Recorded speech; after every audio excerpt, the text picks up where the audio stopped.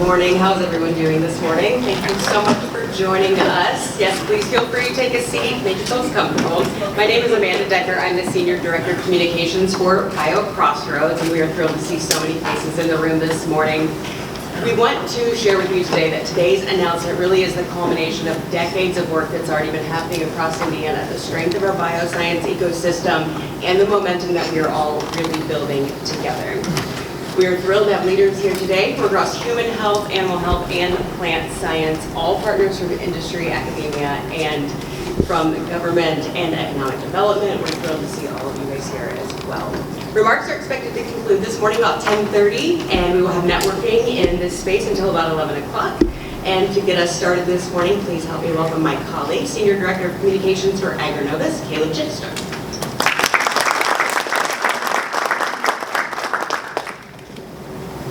Good morning. Today's program is designed to highlight the full continuum of our regional strengths, including human health, animal health, and plant science, and our capabilities across inventing, making, and moving bioscience innovation.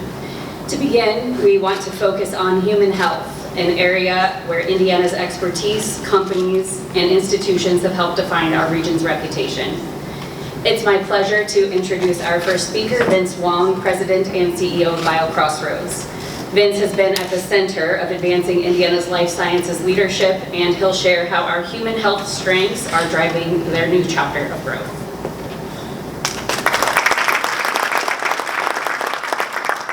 Thank you, Kayla. Good morning, everyone. Thanks for coming.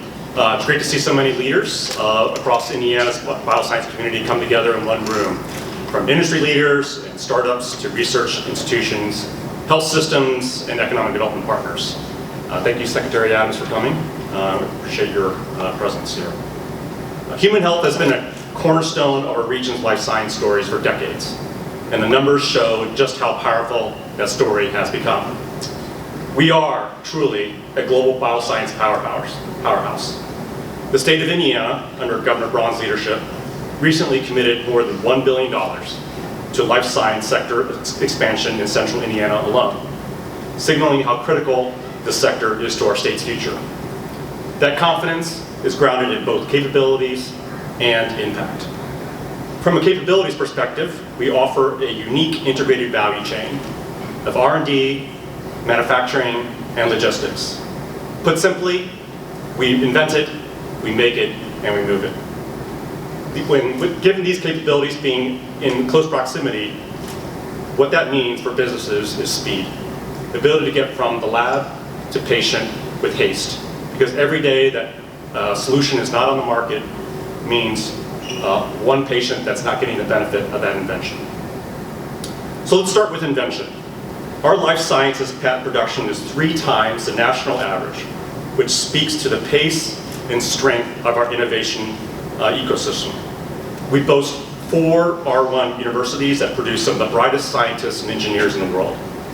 We are home to the nation's largest medical school that attracts hundreds of millions of dollars in research and funding every year. We have excellence at scale in cardiometabolic and Alzheimer's research that are second to none. We are home to where blockbuster inventions in insulin, diabetes monitoring, depression, COVID treatments, and obesity therapies were invented. For the second leg of the stool, we are a manufacturing powerhouse. We lead the nation in pharmaceutical exports, and for the second year in a row, we also remain #1 in life science exports nationwide, surpassing California 2 years ago. Lilly alone is investing $21 billion at LEAP and in Indianapolis in its manufacturing capabilities. Roche is investing over $500 million to expand its continuous glucose monitoring manufacturing here in Indianapolis. And to keep up with the boom and demand for talent that this growth is demanding, yesterday we celebrated the groundbreaking of our tech hub, Heartland Bioworks HQ, which will house a state-of-the-art facility for training and biomanufacturing here at 16 Tech Innovation District. Finally, the third leg of the stool is our ability to move things. With our central location and our world-class logistics and transportation infrastructure, including our award-winning airport, we can get the medicines, tests, and devices to patients throughout the country and indeed the world. This intersection of manufacturing and central locality has helped us become the radiopharma capital of the world, anchored by market leaders like Novartis, Bristol Myers Squibb, and Cardinal Health. Given all these capabilities, it should therefore be no surprise we are home to the global leaders in medicine, devices, and diagnostics in Lilly, Zimmer Biomet, Roche Diagnostics, and Cook Medical, to name a few. From R&D of diagnostic devices, medicine, and clinical trials to advanced manufacturing logistics, our region has an unusually complete value chain for human health. Indeed, our industry is central to our economic trajectory and to how Indiana shows up on a global stage.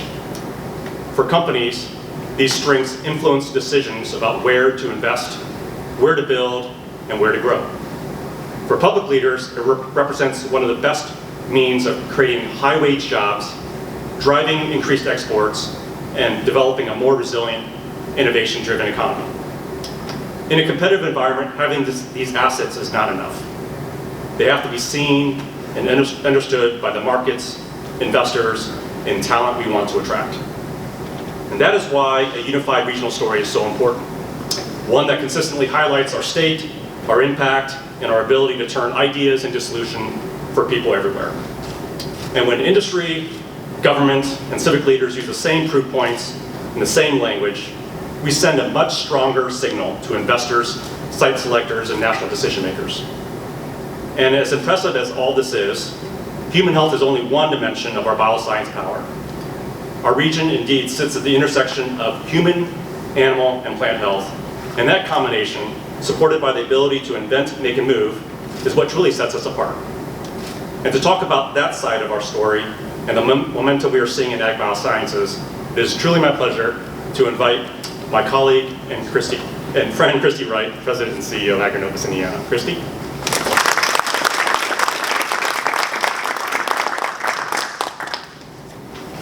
Thank you, Vince. Good morning, everyone.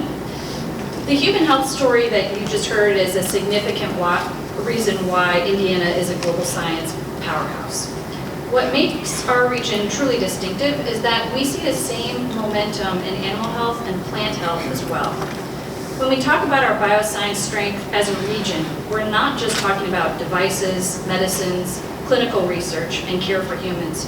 We're also talking about the innovations that transform how we produce food, optimize animal health and nutrition, and protect our natural resources. And that work happens every day across our Indiana Ag Bioscience sector. These innovations are just as central to our economic impact and to our global relevance as our human health breakthroughs. Ag Bioscience contributes more than $82 billion to the state's economy and supports more than 150,000 jobs across research, production, processing, and logistics. Our companies and research organizations are developing new crop technologies, animal health solutions, and innovations that help farmers and food companies, the entire value chain, be more productive, resilient, and sustainable, and meet today's demands for consumer health and for transparency. We are home to global leaders and innovators, including Corteva, which actually just doubled down on Indiana as its global headquarters, Elanco, Bex, GDM, United Animal Health, Biomedic, and many others. In addition to being a commercial and scientific ecosystem with no peer, we are also adding government. USDA recently decided to name Indiana a regional hub and also announced that they would be relocating the Supplemental Nutrition Assistance Program, or SNAP, to Indianapolis. Putting SNAP in the heart of American ag alongside Purdue's globally ranked ag school, IU's medical school, and a growing food as health innovation ecosystem is an excellent testament to Indiana's strength. We look forward to hosting additional missions from USDA in Indiana as well. What sets Central Indiana apart is that ag bioscience does not sit in a silo. We have animal health companies collaborating with human health researchers, plant scientists working alongside data and technology partners in animal health. Innovators are thinking about the entire value chain from lab to consumer. That kind of cross-collaboration between animal, plant, and human health is rare, and it gives us a powerful platform to solve global challenges in food, health, and sustainability. When you step back, the story we're able to tell together is bigger than any one sector. We are a region where bioscience innovation is invented, made, and moved, whether that is a therapy that treats disease, a feed additive that improves animal health, or crop technology that helps farmers adapt to a changing climate. That breadth is a significant advantage as we position Indiana to national and global audiences. And it is exactly why aligning around a shared regional story is so important for us all. Whether your day-to-day work is more focused on human health, animal health, or plant health, you are contributing to a single, interconnected bioscience engine that's driving our economy forward and our reputation as well.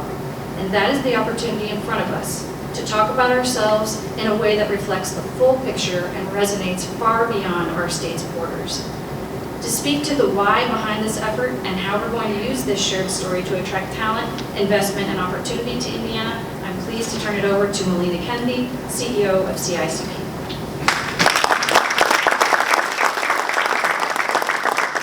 Well, thank you, Christy and Vince, for setting the stage so clearly. It's really powerful to see in this room coming together of industry leaders, university and health system partners, and our colleagues in state and local government here all together in the same room, because the people here collectively and beyond will shape the future of Indiana's economy and our position on both the national and also the global stage. When you look at our bioscience strength across human health, animal health, and plant sciences, it's not a side story in our economy, it's actually the main engine of our economic growth. We're talking about billions of dollars dedicated to life sciences, tens of billions of dollars in direct economic impact, and a leadership position in exports and innovation activity that no one can match. Those numbers translate into high-quality jobs, capital investment, and a pipeline of innovation that touches everything from patient care to food systems to advanced manufacturing. So why does this matter to those of us here in the room and beyond? Well, for industry leaders, this strength affects where you locate facilities, where you invest in R&D, and where you can reliably access the talent and infrastructure that you need.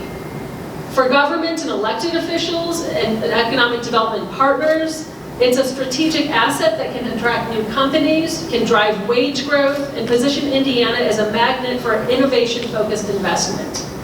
And for our university and health systems, it reinforces the case for recruiting and retaining the best talent, top-tier faculty, researchers, students who want to be part of a truly integrated bioscience ecosystem.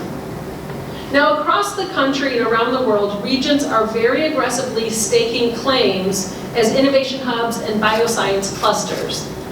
We know that Indiana belongs in that conversation, and we have the fundamentals to lead it. But in a competitive landscape like we are, it's just not enough to have the assets alone. We have to show up with a clear, a compelling, and a unified story about who we are and what we can deliver. And our opportunity is now. Our opportunity is to present our region in a single, cohesive bioscience region that can research, invent, make, and move innovation at scale.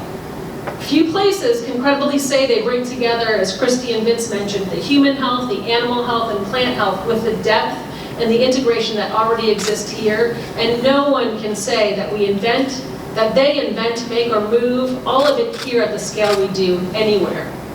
So when we connect those strengths under one banner, we increase our ability to win new projects, to attract global partners, to secure the kind of workforce and capital this ecosystem needs to continue growing. So with that, today we are putting a clear name to that banner, BioHeartland.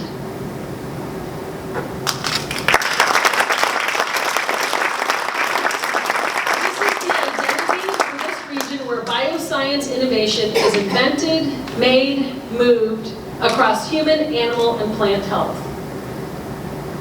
So when you hear BioHeartland, we want you to think of the scale of this ecosystem, the collaboration represented in this room and beyond, and the opportunities it creates for Indiana's economy and for people across the world. The work we do to invent, make, and move biosciences goes far beyond just that. And I ask you to watch the kinds of things it will result in: growing, nourishing, healing, curing. all through our ability to invent, make, and move biosciences right here. So what does success look like from a leadership perspective? Well, a policymaker in Washington should immediately understand why bioscience belongs at the center of Indiana's economic strategy. A global company evaluating expansion sites should see Indiana as a region where their entire value chain can operate efficiently and at scale. Investors and talent should recognize this region as a place where serious, world-class bioscience work is happening and growing every single day. And the role of everyone in this room and beyond is significant, because none of this can be achieved with one organization alone. It will only work if industry, government, higher education, civic partners, and others choose to own this story. So your visible support, your willingness to align around the shared regional narrative, and your engagement in this key launch and future launch moments will send a strong signal to the market. Because when CEOs, elected officials, airport officials, institutional leaders, and others speak consistently about our bioscience strength, it changes how others think about us and view us. This initiative is closely aligned with Indiana's broader economic vision and with the strategies our regional partners are pursuing to grow jobs and investment. It has the backing of the state leadership, which we're very grateful for, as well as local leaders, who really understand that our bioscience strength is one of the clearest ways we can compete and win in the years ahead. So it's important that you now hear directly from them about how they see this effort fitting into the larger picture for the state and the region. And with that, it is my pleasure to introduce Secretary Adams, and he will share his work and how that connects to the state's overall broad vision.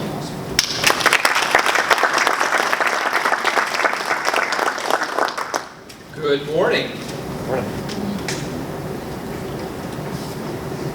You can tell what age does to us.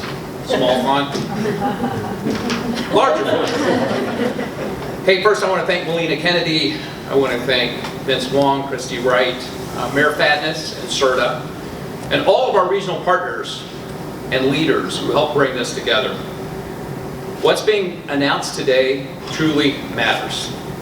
Because for a long time, the Indianapolis region has had all of the assets to compete globally in the life sciences sector, but we haven't had one clear, compelling story to tell the world. Today, this is the next step in our journey. BioHeartland gives this region, and really this overall ecosystem, a unified image, a unified voice, and a unified signal to the global marketplace that Indiana is organized, aligned, and ready to lead. And importantly, this is not aspirational. This ecosystem is already operational. From discovery to delivery, the companies are here, the research is here, the infrastructure is here, the talent pipeline is here. Indiana also already represents one of the most complete life sciences ecosystem anywhere in the world. And it's all happening right here in central Indiana. Governor Braun's $1 billion commitment to create 100,000 jobs in this life sciences economy was a statement to the world that Indiana is serious about the sector and serious about long-term growth and commitment. To reach this 100,000 job milestone will require more than investment. It's going to require regional leadership, it's going to require alignment, collaboration, and execution. That's also why Governor Braun called upon CERTA to help steward the next chapter of growth here in this region. They step forward with an alignment and a plan. They have a shared strategy for growth. Combined with CICP's initiatives that bring industry leadership, data, analysis, and sector expertise, they can help identify where this ecosystem can compete and win globally. This partnership truly creates the framework to help Central Indiana accelerate growth, attract investment, and compete globally across all things human, plant, and animal health. Because growth today is no longer just about attracting capital investment and announcing projects. Growth is about people. It's all about talent. It's about developing, retaining, and attracting talent to this region. It's about speed. It's about creating ecosystems where businesses, researchers, entrepreneurs can connect quickly and move ideas forward faster. That's why this regional leadership matters so much. It's about alignment. What makes BioHeartland powerful is not just the brand, it's the collaboration behind it, and we have that going on here. This region chose to align around this brand. Universities and industry aligned. The public sector aligned. Regional leaders aligned. This is not something that you find in many other locations. It gives us the opportunity to move as one. And when regions lead with clarity and purpose, the state's role is to help accelerate that momentum. That is exactly the direction that we're moving. At the state level, following the governor's executive order in 2025, the future belongs to regions that can connect talent, research, infrastructure, capital, and industry faster and more effectively than anyone else.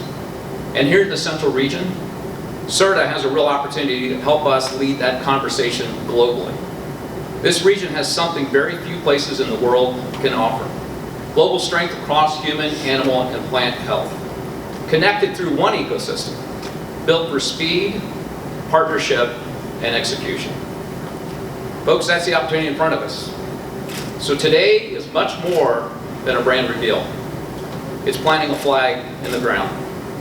It's a signal that Indiana is no longer going to quietly undersell one of the most important economies in the world. We're going to tell this story boldly. We're going to bring the world to Indianapolis. And more importantly, we're going to bring this Indianapolis region to the world. And this region is going to continue to build a place together where innovation, talent, and industry move as one. Congratulations to everyone who helped make this happen. This truly is a partnership, and thank you. Now it's my privilege to introduce Mayor Scott Fadness, who is the chair of the Central Indiana Regional Development Authority. You've got to learn about government. We always love acronyms. Affectionately, we call it CERTA. But Mayor Fadness has had the ability to bring the Central Region, 9 counties, 32 communities, all together under the common banner of all things human, plant, and animal health. So with that, welcome Mayor Fadness.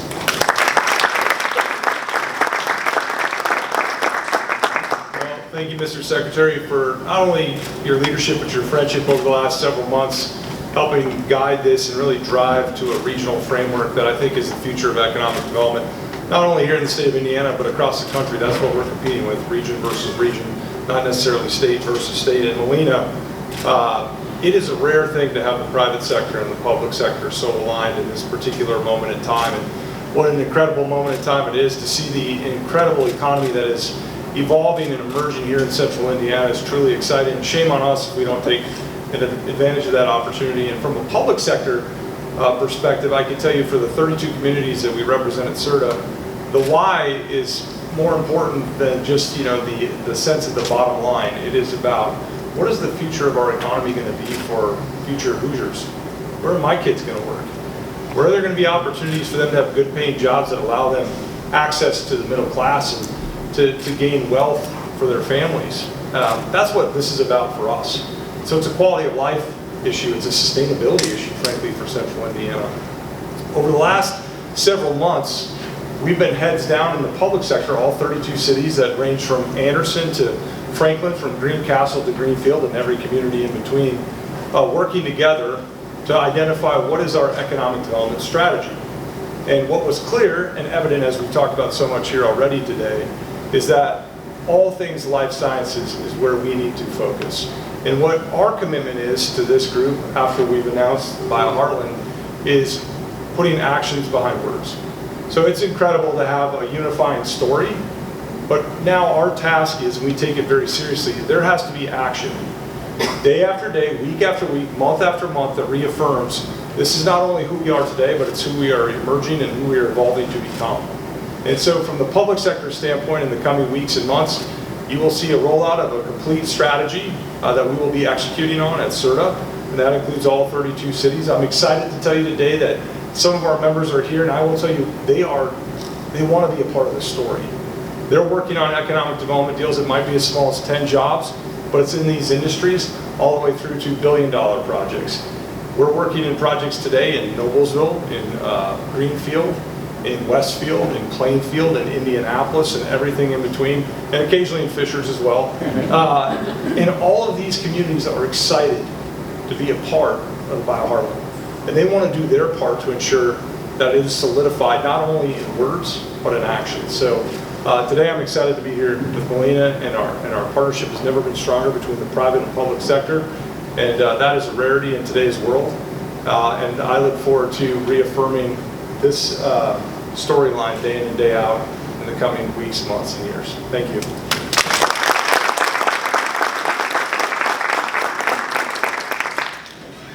Secretary Adams, I hear your small font, please help. I have forgotten them in previous times, and that's no problem.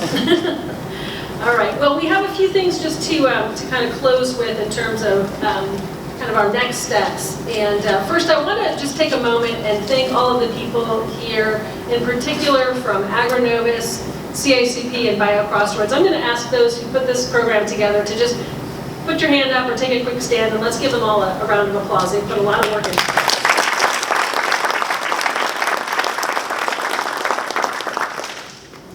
Okay, so just kind of in closing here, I want to share a few things about next steps. So, as I mentioned earlier, none of this can be achieved by one organization alone. It's really going to take all of us coming together. And so we ask you to visit the new BioHeartland website, inbioheartland.com, which you can see here. You'll find a partner toolkit, messaging, guidance, logos, and brand assets, and other resources that you can use in your own communications for recruiting, for business development, and for economic development conversations. Having that unified message and shared story, which is so powerful, is really the thing we need to do to take our region to the next level.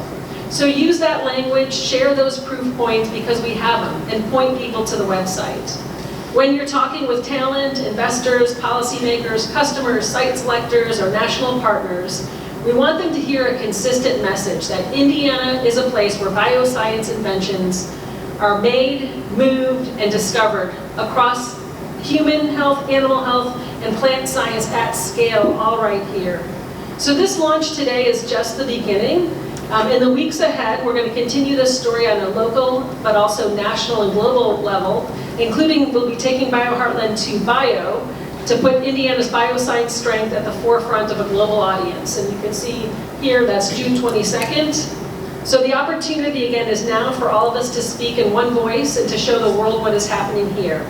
I want to thank you all, and I want to thank the state, David Adams, Secretary Adams, and Mayor Fadness for their leadership, as well as all of you in this room for all that you're doing to help build this. And I'm going to thank you in advance for the ask, which is to carry BioHeartland forward. So please stay today, connect with one another, and continue the conversation, and enjoy some branded marketing materials that are actually edible in the back as well, popcorn and cookies. And again, thank you so much for being here today. We truly appreciate it.